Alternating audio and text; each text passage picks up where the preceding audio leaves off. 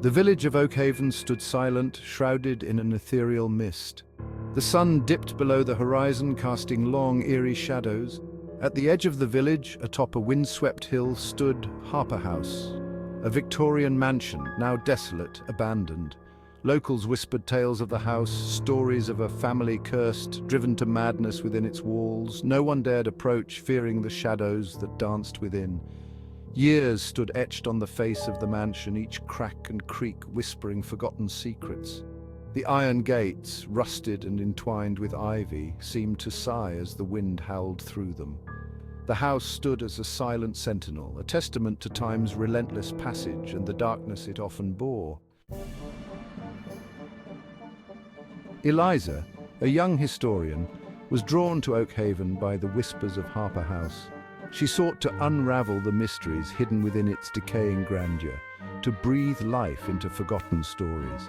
Armed with her notebook, camera, and an unquenchable thirst for the past, she arrived at the village, a lone traveler on a quest for truth.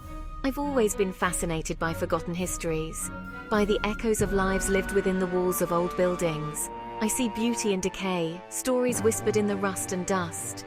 Harper House, with its tragic history and ominous presence, calls to me, promising a story unlike any I've ever uncovered.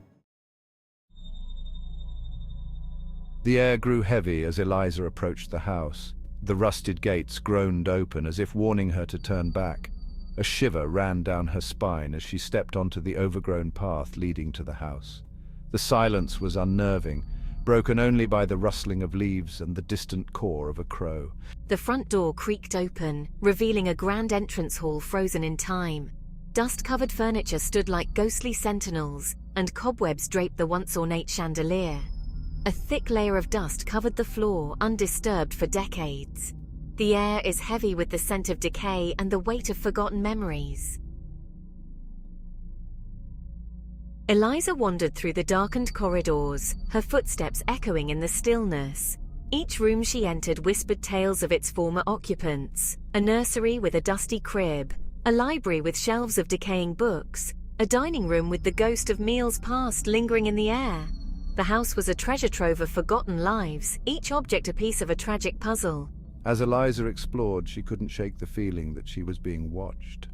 A cold draft seemed to follow her, and whispers seemed to emanate from the walls themselves.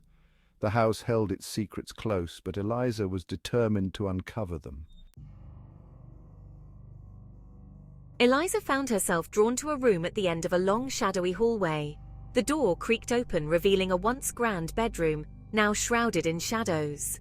And there, on the far wall, hung an ornate gilded mirror, its surface strangely clear in the dusty room. It seemed to beckon her closer. As Eliza stepped closer, she noticed something peculiar.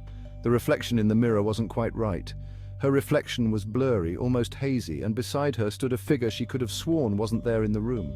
A gasp escaped her lips as a whisper, faint yet desperate, seemed to emanate from the mirror itself. "Help me!" it pleaded. Eliza's heart pounded in her chest. Fear threatened to overwhelm her, but curiosity, the insatiable thirst for knowledge that had brought her here, held it at bay. The whisper, the ghostly figure in the mirror, it was all too much to ignore. She had stumbled upon something truly extraordinary, something terrifying and exhilarating all at once. Was it the house playing tricks on her, or was there something more to the mirror's plea? Eliza reached out, her fingers hovering just above the cool glass. She had to know the truth. The whisper echoed in the silence of the room, a desperate plea for help that seemed to trap Eliza in its chilling embrace. The mystery of Harper House had only just begun to unravel.